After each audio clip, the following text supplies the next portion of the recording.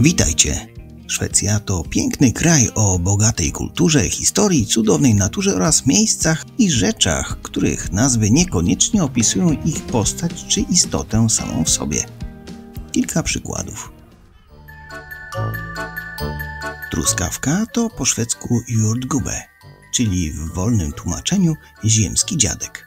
Orka, spekhuggare, to krajacz sadła. Nietoperz to trzepocząca mysz. Hipopotam to koń rzeczny, a ośmiornica to atramentowa ryba. Fajnie, co? To nie wszystko. Czasami spotyka się miejscowości, którym nazwy zostały nadane prawdopodobnie pod wpływem środków o niewiadomym pochodzeniu. Kjuka servi oznaczać może, i tu nie przetłumaczę dosłownie, bo musiałbym użyć brzydkiego słowa. Możemy powiedzieć, że to penisowe jezioro. Påarp można przetłumaczyć na porno osiedle. Także nasze polskie sforne gacie, piekło, gwizdaj czy męcikał nie są tu tak unikalne, jak mogłoby się wydawać. Zapewnie mają one swoje odpowiedniki w wielu krajach. Może w tamtych czasach, jak nazywano swoje osady, używano tych samych grzybków? Do jednej z miejscowości o uroczej nazwie Majtki pojechaliśmy z kamerą przekonać się, jak wyglądają szwedzkie gacie. Zdjęcia zrobione były w lecie i na początku jesieni, tak więc będziecie mieli okazję porównać, jak owo miasteczko wygląda w sezonie letnim i tuż po nim. Około 72 km na południe od Sztokholmu leży urokliwe miasteczko o znanej już wam nazwie. Pamiętam, jak pierwszy raz byłem tu 17 lat temu z moimi znajomymi. Odbywał się tu wtedy targ żniw i rękodzieła, który co roku przyciąga około 20 000 osób chcących w nim uczestniczyć. Samo miasto zamieszkuje nieco ponad 7 000 osób, tak więc kiedy zjeżdżają się tu turyści, bywa, że jest tu całkiem tłoczno.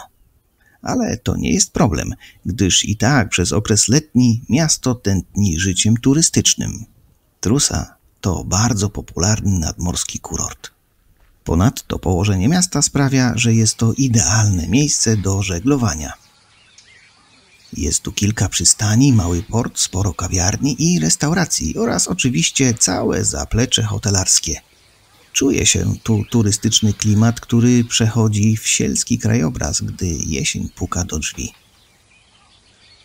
Spacerując uliczkami centrum miasta, mijamy domy położone wzdłuż rzeki Trusan, w której cumują małe łodzie.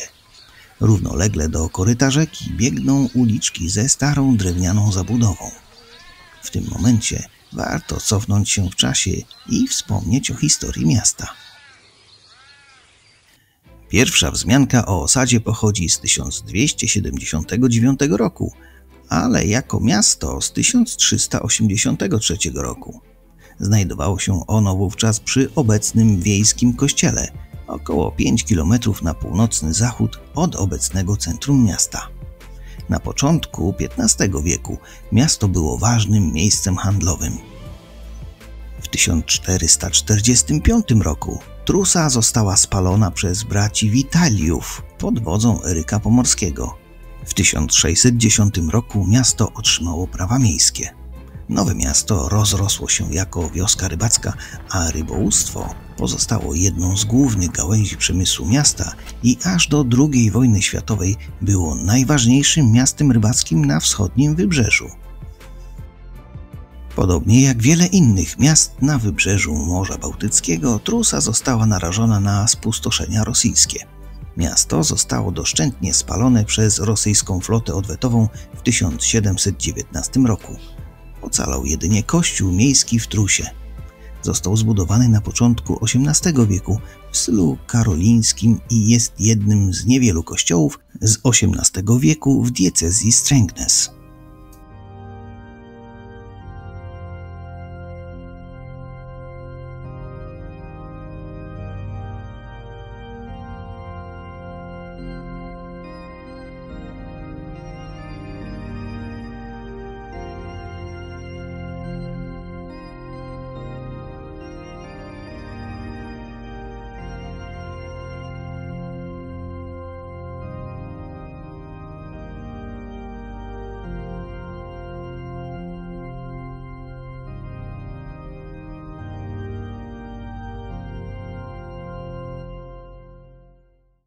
W drugiej połowie XIX wieku ruch parowców ożywił miasto i zaczął się rozwijać handel, a Trusa stała się również ważnym kierunkiem turystycznym jako kurort nadmorski.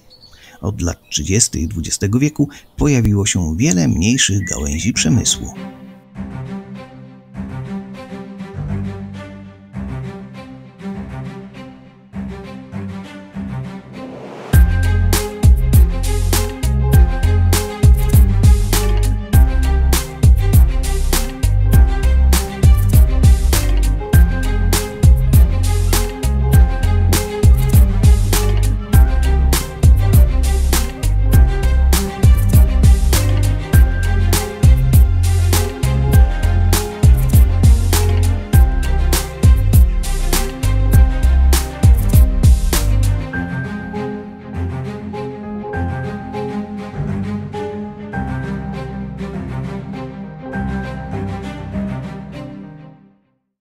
Jak już mówią o historii, to warto wspomnieć o Zamku Królewskim, który należy odwiedzić w drodze do Trusy.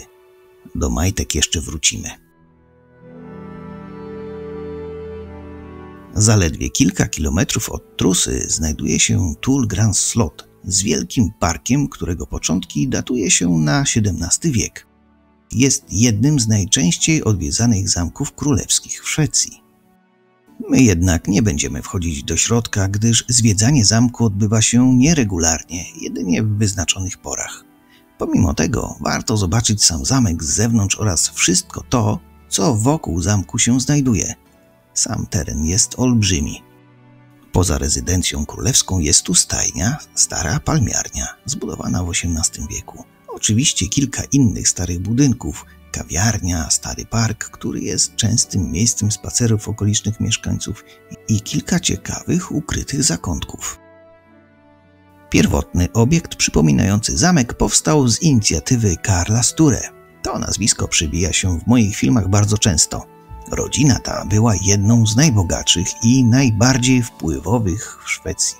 Wczesny zamek, czyli Stureborgen, został umieszczony na końcu górzystego cypla i został zbudowany w okresie renesansu Wazów, prawdopodobnie około 1600 roku. Nie będę męczył Was zbytnio historią zamku, ale warto wspomnieć o kilku faktach. Otóż za czasów hrabiego Per Larssona Spare zamek został odnowiony i zyskał m.in. nowy dach. W 1685 roku Tullgran przypadł Axelowi Juliusowi de la Gardie, ale hrabia Spare zabrał ze sobą wszystko, co było można zabrać. Oznaczało to, że Axel musiał odnowić zamek. Do czasów wojny z Rosją posiadłość zachowała swoją formę. Zamek przetrwał nawet najazdy rosyjskie w 1719 roku, podczas których plądrowano i palono wszystko, co się dało. W międzyczasie w 1713 roku hrabia Magnus Julius de la Gardie przejął stary zamek, który odziedziczył po swoim ojcu Axelu. Obiekt był wówczas przestarzały i w złym stanie. Dzięki małżeństwu z Hedwig Lillier Magnus Julius de la Gardie dysponował sporym majątkiem, który dał mu możliwość zbudowania zupełnie nowego zamku. Nie jest jasne, czy starszy zamek został całkowicie rozebrany, ale prawdopodobnie z wcześniejszej budowli pozostało jedynie kilka ścian fundamentowych i pomieszczeń piwniczych. W 1772 roku zamek Tullgran został kupiony przez państwo i stał się zamkiem królewskim.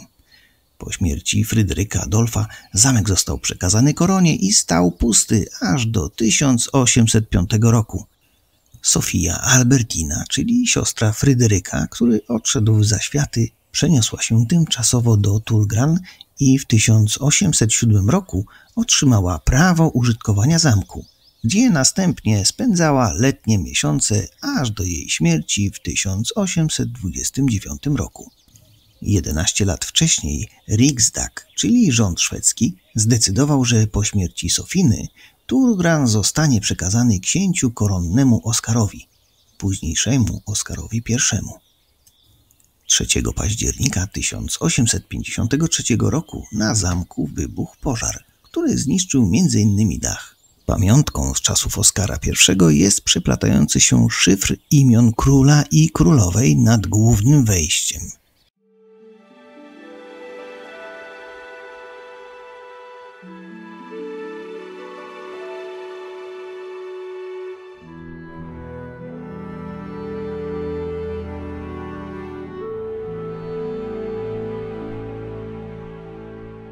Pod rządami króla Gustawa V i królowej Wiktorii Tullgran przeżył nowy okres dobrobytu, kiedy zamek stał się ich letnim zamkiem. Już w 1881 roku Oskar II przekazał prawo użytkowania księciu koronnemu Gustawowi, który podczas zagranicznych podróży incognito nazywał się hrabią Tullgran. Czyżby był jakimś szpiegiem? 28 czerwca 1909 roku Tullgran odwiedził car Rosji Mikołaj II wraz z rodziną, tą samą, która została zamordowana 9 lat później. Od czasów Gustawa V kilka pomieszczeń pozostało w zasadzie w nienaruszonym stanie.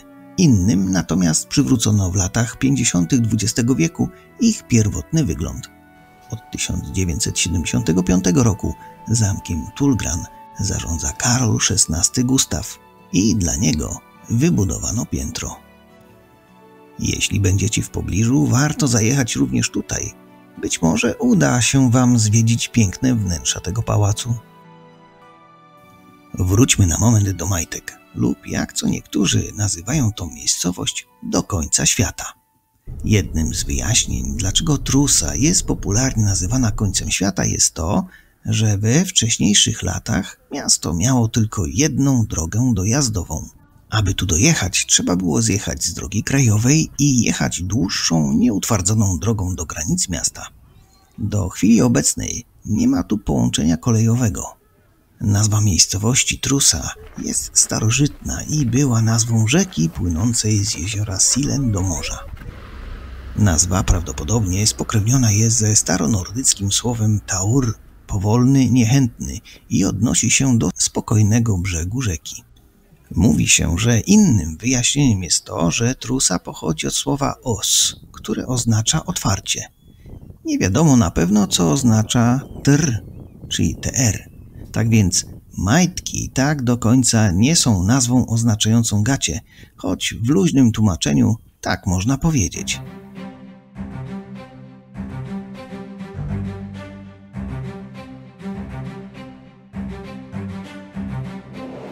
Nasza wycieczka właśnie się kończy, ale zanim się pożegnam, chciałbym was prosić o komentarze pod filmem.